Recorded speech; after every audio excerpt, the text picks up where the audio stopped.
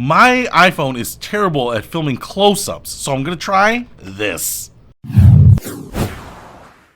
What's happening, Panda Nation? Peter Von Panda here. This is a universal clip-on lens, and one of the lenses that it includes here is a macro lens. It actually includes a fisheye, a macro, and a wide-angle lens right there, so you get everything you need, apparently, to be a real photographer or cinematographer. And I'm just hoping that this works with my iPhone 14. You can see we have a little anodized blue there, and I'm hoping they say which lens goes to what here. Okay, so it says right on the side there, that one says fisheye. That's not what I want in this case. And this one, it's actually the little one here, says macro. This is plastic. It's got a little threading in there. It's got a very strong clip. Seems like that should easily cover my iPhone.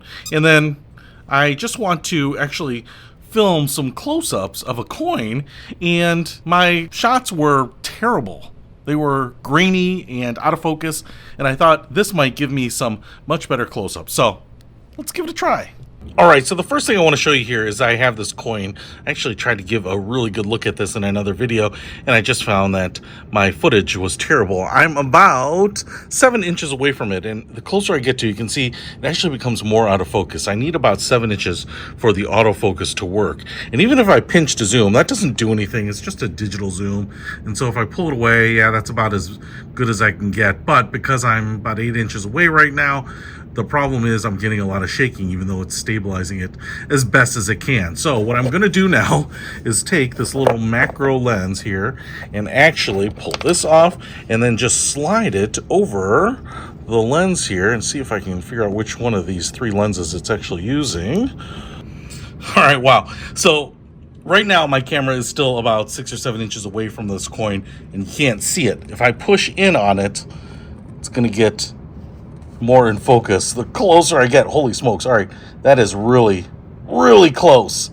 And now you can see this coin in detail that I could not get before. I mean, I am just floating right above this coin with my phone. In fact, you actually have to push in here really closely to not get distortion around some of those edges. And it looks like really only what's in the middle stays in really good focus. Even around the edges, just that little variation in distance is kind of surprising. You can actually see the honeybee there now on that side, on top of that honeycomb. And you can make out the $2 on the side. And another honeybee right there. Honeybees are our friend. They're friendly, and they pollinate and make honey and make all our local plants grow. So that's what it looks like. So it's pretty cool. The autofocus is still trying to work on my iPhone here, but what's brilliant about this, man, is it's kind of like having a microscope in your pocket almost. So pretty cool. Hey, if you want to pick up a macro lens to show the details of stuff you are filming or taking photos of, whatever it may be, I'll put a link to this very cheap clip-on lens set in the description below. Peter Von Panda, out. We can discover more and explore so much deeper.